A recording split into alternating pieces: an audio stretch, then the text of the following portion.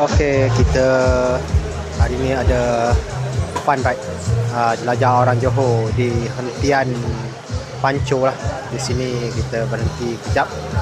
Kita dah sejauh lebih kurang 19 km. Dan ni ada cendol lah, hentian ada cendol dan pisang lah, dan air kosong. Cendol.